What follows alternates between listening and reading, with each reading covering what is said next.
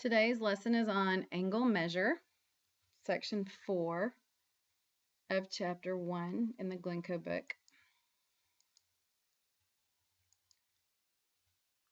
Array is a new term. You need to know what array is. It extends indefinitely in one direction. So it only goes one direction forever. It has an end point on the other end. So it has an arrow on one side going indefinitely in that direction, and then the end point at the other end. So you need to know that word, endpoint, that array has one endpoint and one direction. So whatever we name that endpoint, that's always going to be used first in naming the ray. So this ray, notice we have an endpoint and it's continuing on forever in one direction.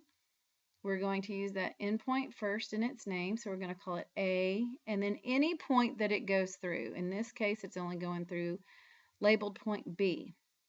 So we would name this ray AB.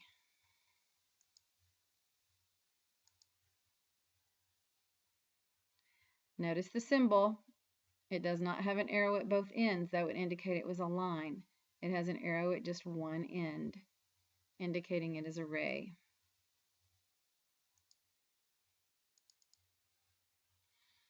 If we put two rays together, end to end, they are called opposite rays, and they would form a line. Two opposite rays form a line because they share the endpoint. Okay. What endpoint are they sharing here? Can you tell? You should have said endpoint B. So we have a ray going to the left from endpoint B. What would we call that ray?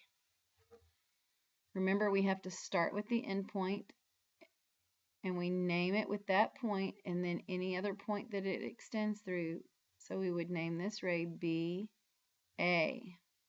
Then the ray that extends to the right here would be called ray BC. So ray BA and ray BC are opposite rays. Again, what endpoint do they share? Look at the name. What do they have in common? That'll tell you what they share. Point B.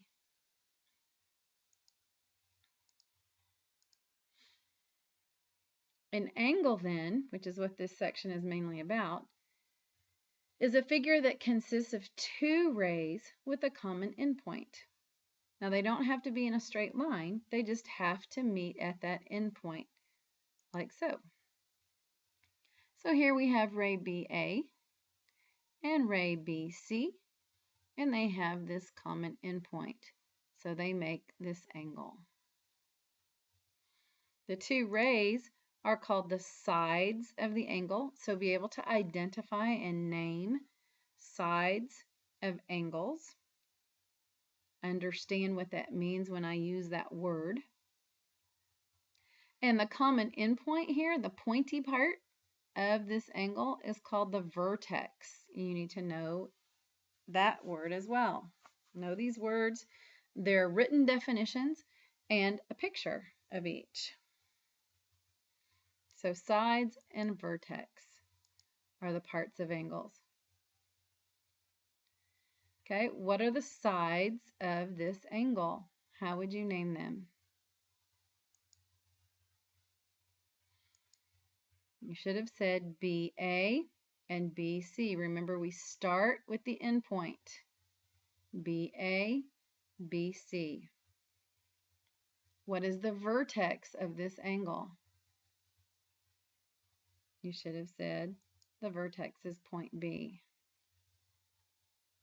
Now, how do we name an angle? So we figured out how to name the sides. We figured out how to name the vertex. You need to know that word, vertex. How do we name the angle? Well, there's three different ways. You start with a point on a side, and you name it with three letters, making sure that that middle letter is the vertex. So I could say A, B, C, or I could say C, B, A.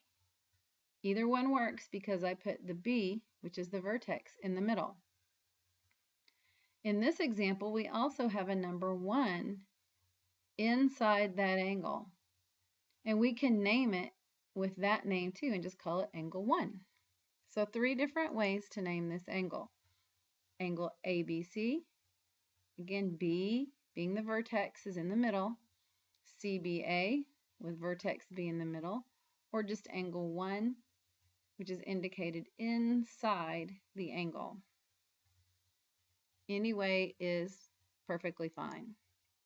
Just remember that the vertex has to be in the middle of the name. Okay, so we have parts of the angle. We have the sides and we have the vertex. We also have regions that are created when we draw an angle. An angle separates the plane into 3 different parts or 3 different regions. We have the interior. Does anybody know what that word means? What does interior mean? You have interior decorators, interior designers. They come in and they decorate or design the inside of your house, your building. Interior means inside. Then we have the exterior, like exit means out, outside, exterior of the angle. Okay, which is this whole area here, all the way around. Interiors between the 2 sides. And then we have the angle itself. So angle ABC or CBA. Okay, so 3 regions: interior inside, exterior outside, and the angle itself. Back up here. Okay, we went over this the first of school, but I want to remind you of how to measure angles with a protractor. So we're going to go to our Math Open Reference page, which we enjoy so much.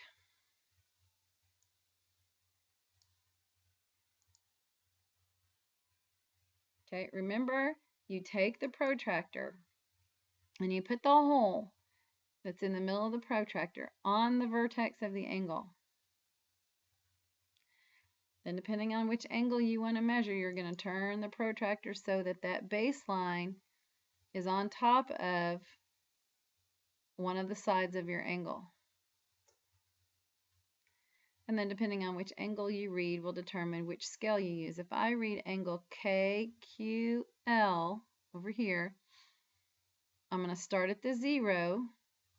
You always have to start at 0, which means I'm going to use this bottom scale and go up to 30, 32, 34 degrees. If I were to measure JQL, I would start at 0 over here, so I'm going to use the top scale and go all the way around. It's an obtuse angle, so I would expect a number above 90, and I get 144, it looks like. No, 146.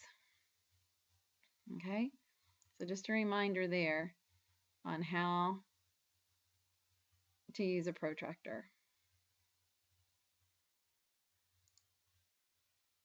Okay, our next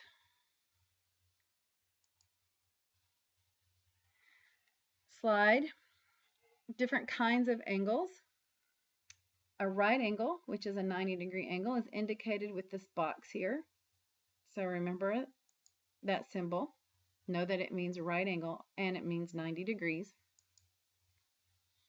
We have an acute angle. What does acute mean? Oh, it's so cute. It's little. Okay, so it's going to be less than 90 degrees. So know these definitions, know these measures, what they look like. What is this one? Hopefully you said an obtuse angle, which means it's greater than 90 degrees.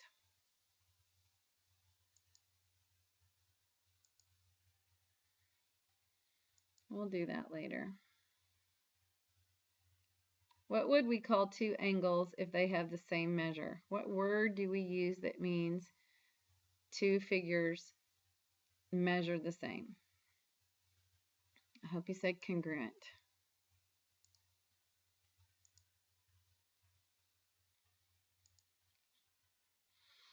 Okay, here comes that word again, bisector.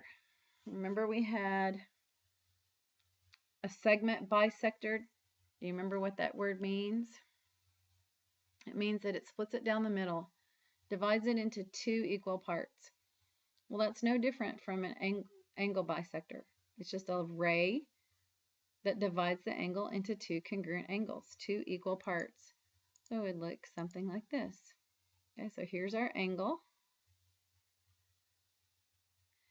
And we have a ray because it has an endpoint, but it continues on forever in one direction, going straight down the middle. So it divides it into